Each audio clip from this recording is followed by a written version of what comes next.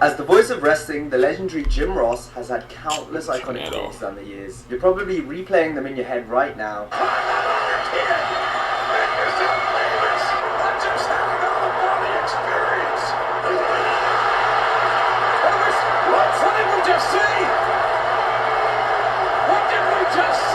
And that's no surprise, given how good old JR provided the lyrics to some of the sport's greatest moments.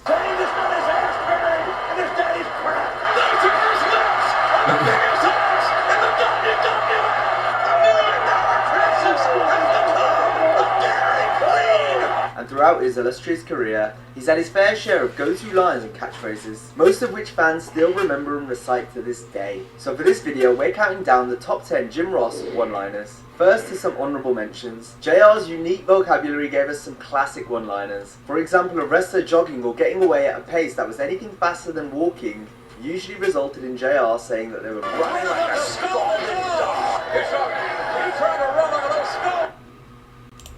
scalding dog here. Damn ads, man. Video ain't been on 10 minutes. Bowling Shoe Ugly.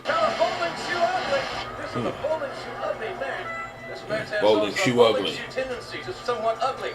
And when things got hardcore, he would scream and describe a superstar as being broken in half.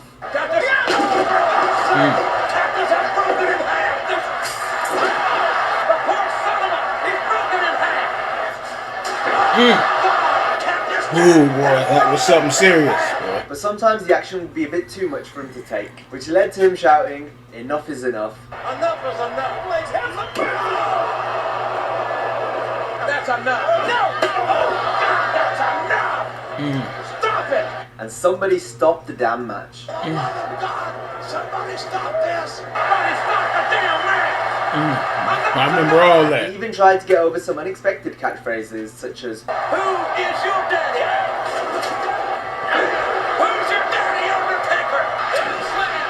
Toe slam! Who's your daddy, Undertaker? Nevertheless, his passion always shined through and made him a joy to listen to. But now, onto the main list. Number 10, Jezebel. She's beautiful, alright, for a Jezebel.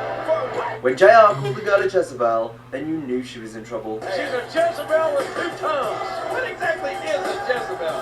An evil woman. That, or she was a conniving heel that constantly did things Jim didn't like or agree with. That Jezebel has no right to be in a ring. But once they eventually got their consequence, JR would feel vindicated.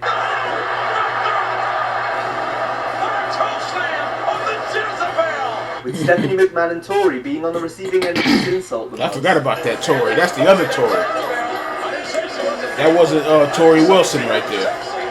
She's a Jezebel. And that Jezebel running for her proverbial skin. Number 9, tougher than a $2 steak. Reigns is the classic tougher than a $2 steak, let me tell you. One of JR's most self-explanatory descriptions would be when a wrestler was said to be tougher than a $2 steak. Tougher than a $2 steak. Tougher than a That's $2 steak. Easy to imagine. Plus the line itself has that signature that was JR something. charm. He's tougher than a $2 steak, no doubt about it. Tougher than a $2 steak is shameless. While also making for a funny t-shirt. What is concerning though is that the fact that $2 steaks, or better yet even $1 steaks, actually exist. Tougher than a $2 steak. How much is a $2 steak anyway? Number 8, government mule. Oh, the government mule. Being whipped like a government mule was JR's way of saying someone was getting their ass kicked. That was a classic. See, JR is missing. The king beats you like a government mule. Usually the wrestler in question would be taking a one-sided beating.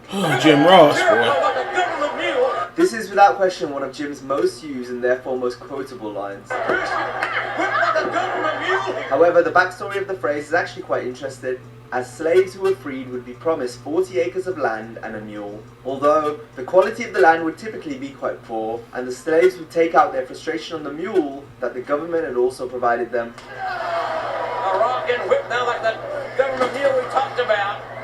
How many mules does the government own? Number 7, don't do it. JR was such a good announcer that he could make a relatively simple line mean so much. And this would be the Jim Ross, there's people in there!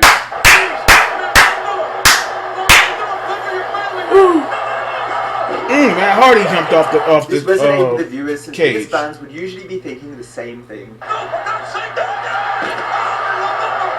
The wrestlers, however, pretty much never took Jim's advice. Another pedigree on what's her name? Ooh. Instead, opting to go through with the Shane spot, McMahon was but that's crazy, what made boy. the line more impactful, as it could lead to a greater punchline, and that's one of the things that makes JR such a good commentator. Because even his setup lines were so effective.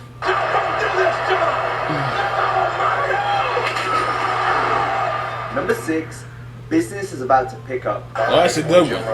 Business is about to pick up here. If JR proclaimed that business is about to pick up, then you knew that big things were about to go down. I think business may be picking up for The Undertaker. And business is damn sure about to pick up. This line alone would be enough for fans to get hyped about what was to come. It became so iconic that it could easily add to a match or enhance a segment. Business is about to pick up here. And this is one of the reasons Jim Ross is thought of so highly, as his commentary helped memorable moments become unforgettable. Say it, Terry. Business is about to pick up. Well, King, I think business is about to pick up. There we go. Business just picked up. Jared doesn't work here anymore. Number 5, Slobberknocker. Slobberknocker. Yeah, Once remember business that had one too. eventually picked up, it usually meant we had a Slobberknocker on our hands. This is going to be a slobberknocker. It's going to be a slobberknocker to say the very least. The slobberknocker of the year, King. A Slobberknocker proved to be the perfect description for a big match that was to come, or for a great match that had just taken place. Back in Oklahoma, Bobby, we call match like this a slobberknocker. A slobberknocker? That's right. So it's going to be physical, smash mouth wrestling. That is a definitive slobberknocker. Well, it's a damn slobberknocker, isn't it, JR? Number 4, God Almighty. Oh yeah. Woo! I know that elbow was gone. Whenever JR said Ooh. the phrase God Almighty, you knew we had just witnessed something epic or shocking.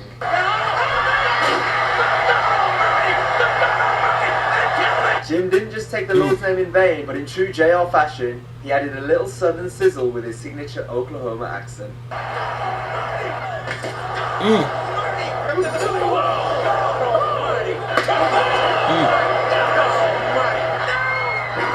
Christian and Goldberg. Number 3, Stone Cold. Oh yeah.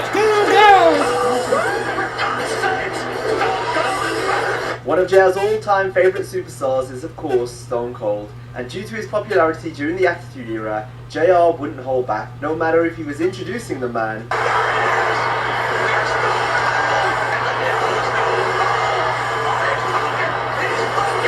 or if he had just won a match.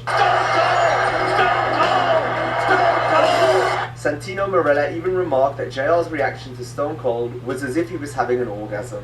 JR is not going to reach the point of orgasm.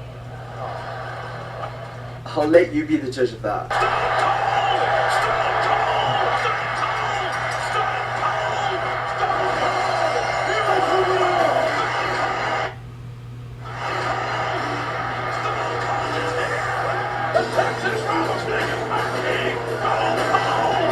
Somebody with the ads now.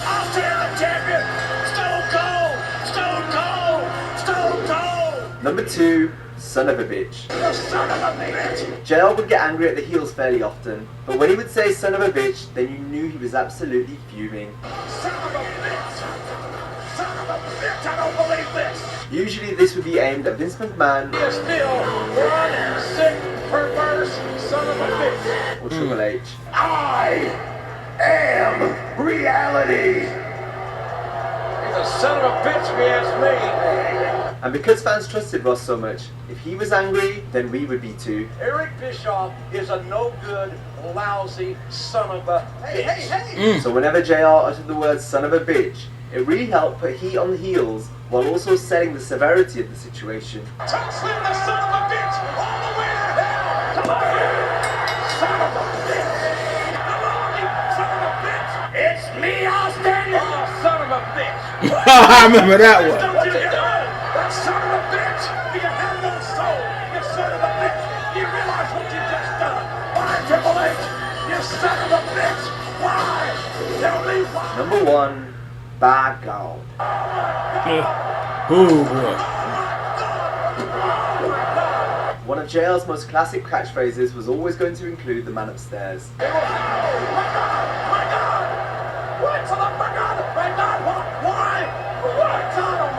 Unlike God Almighty, JL would use this phrase more frequently.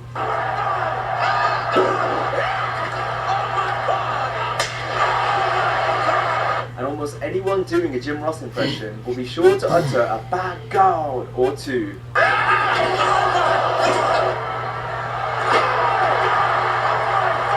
It's also plastered all over some of WWE's most iconic moments.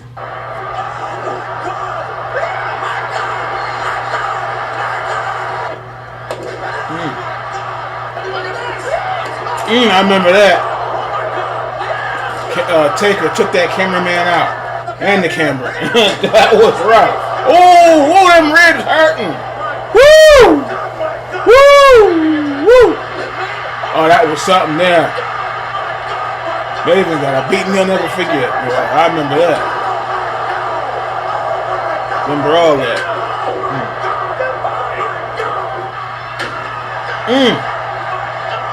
Oh yeah, I remember that. JL's one-liners Broke will go Vince's down in leg. history, and the moments where he provided his most iconic commentary will live forever. And that brings us to the end of this video. As always, if you enjoyed the video, be sure to give it a like and subscribe to the channel. Also, if you like this video, be sure to check out our video on top 10 greatest mic workers in WWE. Greatest mic workers. You have a great day, and I'll see you next time. Yeah, that was that was good. Edge was killing me, boy. The video wasn't started 10 minutes and it was Ed jump in there. But yeah, that those clips and those quotes brought back some memories. Oh boy, I'm glad JL was commentating at that time, because when Maven threw out the Taker, he got the worst ass whooping he ever got. That was something serious. Oh boy, and smashing was it the Taker or Kane? Smashing Vince's leg. Woo! Woo! And Michael's going for the moonsault and catching nothing but his ribs. Ooh. Ooh, that was something. But I hated, I don't know if it was 06 or 07. It might have been 08. Yeah, when they broke up Jim Ross and Lawler. That stunk. That stunk. I hated that shit. Broke them up, and that's when it started getting horrible. And you got Jim Ross out there. I hated that.